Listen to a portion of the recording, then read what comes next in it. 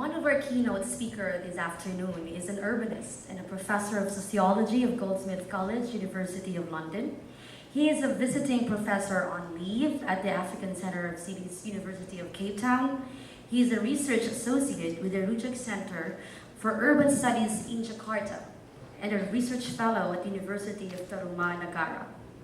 For 3 decades, he has worked with practices of social interchange, cognition, local economy, and the constitution of power relations that affect how heterogeneous African cities are lived. In the past 6 years, he has sought to re-examine some of these issues in urban Southeast Asia. He has not only acquired a substantial practice of urban processes and change in Africa and Southeast Asia as a body of academic knowledge, but he has worked on concrete challenges of remaking municipal systems, training local government personnel, and designing collaborative partnerships among technicians, residents, artists, and politicians. Ladies and gentlemen, good afternoon. About 7 years ago, I had the privilege to be one of Dr. Abdoumaliq Simone's students in New York City. I have discussed in his classes my concerns and frustration about my country, our country, the Philippines. I would like to specially highlight 3 takeaways that I learned and are consistent in many of his talks. 1, there is 2. Possibilities and potentialities. Possibilities in the sense that city life, urban living, or cities are naturally complex.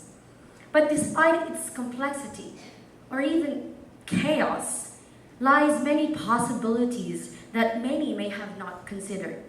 On this note, there are also many potentialities that remain unharnessed and untested, that could have worked but are not seen nor acknowledged.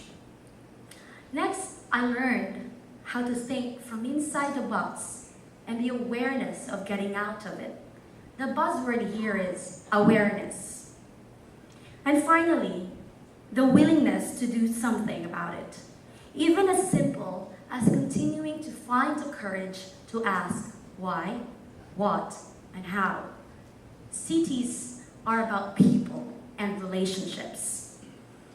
Through the Sustainable City Dialogues, in collaboration with many nonprofit organizations, I invited him to speak before you today so that you may find inspiration and be enlightened in his talk in the same way that I had been enlightened. And open your hearts and minds to possibilities and potentialities that exist in our current reality. On this note, it is an honor for me to introduce him to all of you. I am grateful for his generosity to share his various knowledge in the creation and sustainability of cities.